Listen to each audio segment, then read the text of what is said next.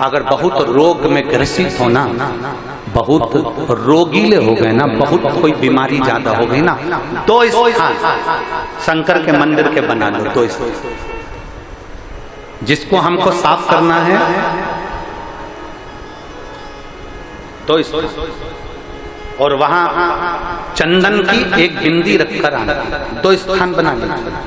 पहला ये जो जलाधारी है अशोक सुंदरी वाला जो स्थान है, पहला स्थान अशोक सुंदरी का स्थान, जहां पर बीच में एक मोटी सी लाइन रहती है, उसके आसपास में जो जगह रहती है उस जगह को जल से साफ करते हैं, और जल से साफ करने के बाद में उसी को अपने शरीर पर थोड़ा सा लगाइए, हाथ को धो लीजिए, थोड़ी सी चंदन की बिंदी दोनों ओर लगा दीजिए। पहला स्थान। दूसरा स्थान जहां से पानी बहकर जाता है उस पूरे स्थान पर से कहीं भी एक तुम्हारा मन कर जाए उस स्थान को थोड़ा सा हाथ से और जल से साफ कर दो, और वहां हाथ को अपने हृदय से या शरीर में जहां रोग है, तकलीफ है, बहुत कष्ट है, बहुत दर्द है, उस स्थान पर लगाओ, और चंदन की हाथ धोने के बाद चंदन की एक बिंदी उस स्थान पर, वो नाली वाली जगह पर कहीं पर भी रख दीजिए।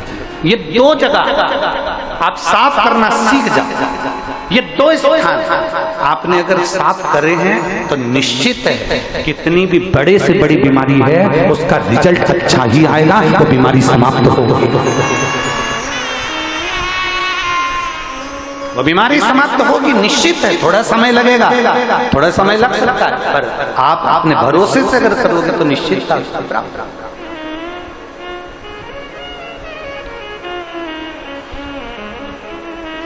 ब्रह्म महाराज सब मेरा हो, सब मेरा हो, पर एक अपनी जिह्वा, एक अपनी नेत्र, श्रवण, कुछ इंद्रियां ऐसी हैं जिसको भगवान को समर्पित कर रहना। तुम बोलोगे नहीं मानेंगी, दुखी होगा, बेटों को बोलोगे बच्चे नहीं मानेंगे, दुखी होगे, तो बोलना ही क्या, मस्ती में रहो। जो बनाए तुम्हारा मन है दाल खाने का, मस्ती में खाइए, अलमस्त होकर बड़े प्रेम से। और स्कंद पुराण तो कहती है कि अगर चटनी रोटी भी खा रहे हो तो ये समझकर खाना कि मैं रसगुल्ला खा रहा हूं, और कभी मत कहना कि मेरी बहू ने चटनी रोटी बनाकर खिलाई, कहना मेरे को रसगुल्ला खिलाया। स्कंद पुराण कहती है 3 दिन तक लगातार रसगुल्ले को याद करोगे, चौथे दिन रसगुल्ला तुम्हारे सामने होगा, ये पक्का है, ये पक्का। प्रैक्टिकल करना, ऐसा नहीं कि सियोर वाला महाराज कहीं झूठ बोल के चले जाए, प्रैक्टिकल जरूर करो। हम पहले भी कथा में बोले प्रैक्टिकल करना जरूरी है। एक महाराज जी प्रवचन में कह रहे थे शराब नहीं पीना चाहिए, शराब पीने वाला व्यक्ति गटर में पड़ा होता है, नाली में पड़ा होता है, ये गंदा नाली का पानी है, मत पियो। उसी में महाराज का पहचान वाला बैठा था, उठ के खड़ा हो गया और खड़ा होकर बोला महाराज इतनी बड़ी बड़ी बात कह रहा, तेरा सग्गा भाई पी के तो गटर में पड़ा, तो हमको ज्ञान दे रहा, तेरे भाई को क्यों नहीं देता। महाराज जी को क्रोध नहीं आया। महाराज जी ने अपने प्रवचन में कहा भैया देख, मैं भी प्रवचन दे रहा हूं, मेरा भाई भी प्रवचन दे रहा है, बस अंतर इतना है मैं मुंह से समझा रहा हूं, मेरा भाई प्रैक्टिकल करके दिखा रहा है। बात तुझे समझना, समझ तुझ में होना चाहिए, तू क्या समझ, या तो मुंह से समझ जा। तो मेरा निवेदन है, आपको ऐसा लग रहा हो सीवर वाले महाराज झूठ बोल रहे हो, मिश्रा जी झूठ बोल रहे हो, तो प्रैक्टिकल करके देखना, 3 दिन तक आपके मन में जो भाव आएगा, आज मुझे मेरे को पूरन पोली खाने की याद आएगी, 2 दिन 3 दिन तक तुम पूरन पोली को याद रखो, चौथे दिन कहीं से भी पूरन पोली, पक्का विश्वास कर भरोसा, तुम याद करो। और कई बार आपके साथ हुआ होगा, ऐसा कोई नहीं जिसके साथ नहीं हुआ। तुम याद करती कई बार कि मेरे को ऐसा करना, और वो चीज सामने हो जाती। तुमने याद करा, 2 दिन 3 दिन तुम्हारे बस किसी से मिलने की भी लगता होती ना कि मुझे इससे मिलना है, मेरे को उसको फोन पे बात करना, और तुम नहीं भी फोन लगाओगी तो उसका उपत के फोन आ जाएगा पक्का, क्योंकि ये दिल का कनेक्शन है। पहले तो मोबाइल नहीं चलते थे, जी चलते थे क्या, ये आज के समय में चलने लगे, पहले मोबाइल नहीं चलते थे, पर इसके बाद भी अगर माँ और बेटी का संबंध होता था, बाप और बेटे का संबंध होता था, भाई भाई का संबंध होता था, गाँव से एक ललकता लगी होती थी, जिसको तुम याद करते थे वो याद कर कर कैसे भी अपने पास में सूचना पहुंच जाती थी और उससे मिलन हो जाता था। ये प्रेम, इसने गाय नहीं मिले इनको रोड पे, और पहली रोटी गाय की, और वो गाय नहीं मिले तो रोटी किसको दे। अब कह भी नहीं सकते कि पड़ोसन के खिला दे, अब बोले सुनो तो पूछा उसने, करें क्या? मैंने कहा माँ एक काम करो बस, तुम पहली रोटी गाय की बनाती हो ना, उसकी जगह पर मत बनाओ। प्रयास करना, जब 1 महीने की रोटी एक बनती है 1 दिन की, तो कितना आटा लगता है, उतना आटा एकत्रित करना और कभी किसी भूखे को उसका भोजन बनाकर खिला देना, उतना ही पुण्य तेरे खाते में आ जाएगा, उतना पुण्य आ जाएगा। पर भूखे से मतलब ये मत रखना कहीं आज के जमाने में किसी भिखारी को रोटी दो तो लेता ही नहीं साहब,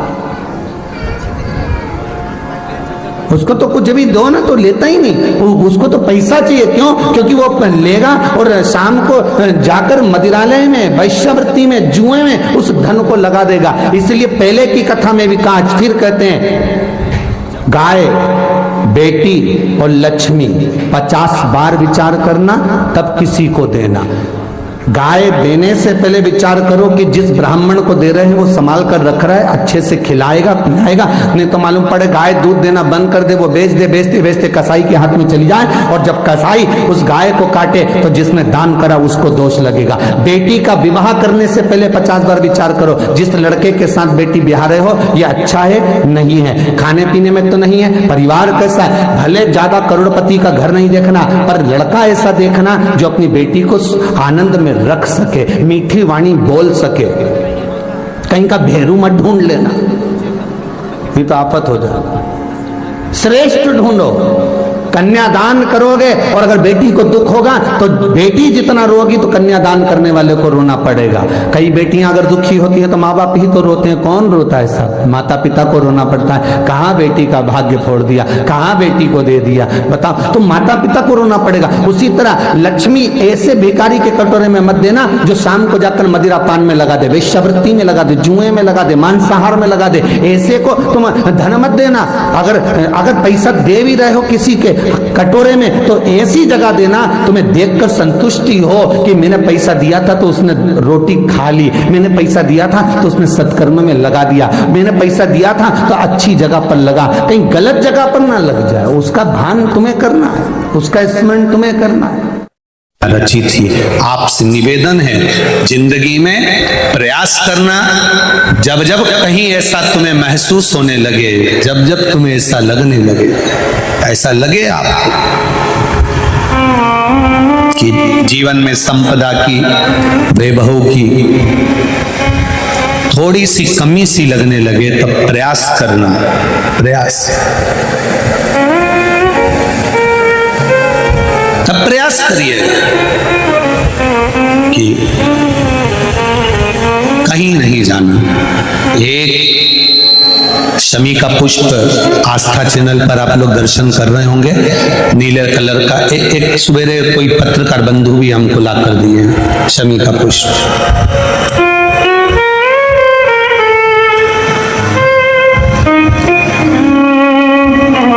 टीवी पर आपको आस्था वाले दिखा रहे होंगे, उसको अच्छे से देख लेना। ये तो हमारे हाथ में कोई एक पत्रकार बंधु ने ला कर दिया था, शमी का पुष्प, ये कलर का देखिए। हाँ, आप ही लाए थे उसको, साधु वार्ता आपको। तो ये शमी का पुष्प भूल से भी अगस्त से मार्च अप्रैल तक शमी का फूल आता है, लगभग 1 आध महीना कोई वृक्ष ऊपर नीचे हो सके तो हो जाए, पर समय यही रहता है लगभग। प्रयास कर, एक शमी का पुष्प भी अगर भूल से भी देवाधिदेव महादेव को समर्पित हो जाता है, शंकर भगवान को भूल वश भी चढ़ जाता है, तो व्यक्ति खड्डे में नहीं गिरता, अगर गिर भी गया तो उबर कर वापिस बाहर आ जाता है। धन वैभव संपदा में शमी पुष्प की बड़ी महत्वता, बड़ी महत्वता। संपूर्ण देवता इस पृथ्वी पर आने के लिए तरसते हैं। कारण क्या है? पृथ्वी पृथ्वी पर आने के बाद में अगर मुख से एक बार भी भगवान शंकर का नाम निकल जाए, पृथ्वी पर आने के बाद हमारे हाथ से एक लोटा जल अगर महादेव को चढ़ जाए, तो शिव कथा कहती है दूसरी बार जन्म नहीं होता, वो स्वयं जीव भगवान के धाम पहुंच जाता है। उसका पुनरपि जन्म पुनरपि मरणम के प्रपंच से वो छूट जाता है।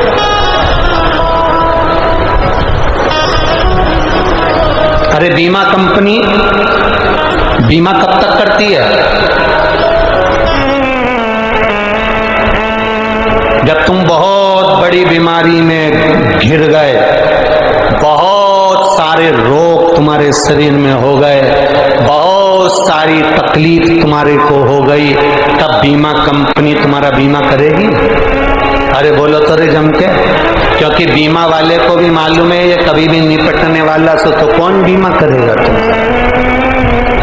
बीमा कंपनी, कोई बड़ी बीमारी आ गई, कोई शरीर में रोग आ गया, कोई तकलीफ आ गई, तुम बार बार डॉक्टर को दिखाने जा रहे हो, तो कोई बीमा कंपनी तुम्हारा बीमा करेगी?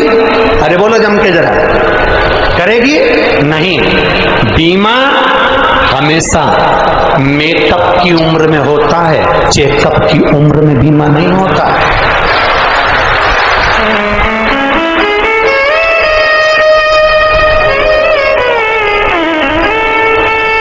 छिंदवाड़ा में अगर चेकअप की उम्र में बीमा होता हो तो बात दूसरी है, पर भैया शास्त्र तो यही कहता है कि बीमा हमेशा मेकअप की उम्र में होता है। तुम जब तक अच्छे दिख रहे हो तो बीमा कंपनी वाले भी तुम्हारे हाथ देंगे। भाभी जी, जीजी, एक बीमा करवा लो ना, काका जी बीमा करवा लो ना, अभी तो शरीर अच्छा, अभी तो बढ़िया, अभी तो अच्छे दिख रहे हो, तुम्हारा कामकाज भी अच्छा चल रहा है, 2-4 बीमे करवा लो, बच्चों के बीमे करवा लो, सब अच्छा है। जब तक तुम्हारी मेकअप की उम्र है, जब तक तुम अच्छे दिख रहे हो, जब तक तुम्हारी मेकअप की उम्र चल रही है, तब तक बीमा कंपनी वाले बीमा देते हैं। जब तुम्हारी चेकअप की उम्र आ जाए और हाथ पैर में बोतल लगी हो, पलंग पर पड़े हो, डॉक्टर बार बार तुम्हें चेकअप कर रहा हो, तब किसी बीमा वाला जो तुम्हें रोज फोन लगाता था उसको बुलाकर कहना, भैया हमारे दादाजी का बीमा कर दे, दादाजी मरने वाले हैं। तो बीमा कंपनी वाले भी फोन नहीं उठाएंगे और कह देंगे, भैया अब तो वो बीमा करेगा ऊपर जाके, अब ये बीमा नहीं। बीमा मेकअप की उम्र में होता है, चेकअप की उम्र में बीमा नहीं होता। जब बीमा चेकअप की उम्र में नहीं होता तो भगवान का भजन चेकअप की उम्र में कैसे हो जाएगा? अंत समय में मर रहे हो, शरीर में कष्ट पड़ा है और बहू सिर के पास बैठ के गीता जी का पाठ सुना रही और वो मरने वाला ध्यान लगा के बैठा, बड़ा बेटा यहीं बैठा, छोटा बेटा यहीं बैठा, एक बेटा डॉक्टर को छोड़ने गया तो दुकान पर कौन गया? अब टेंशन, दुकान पर कौन?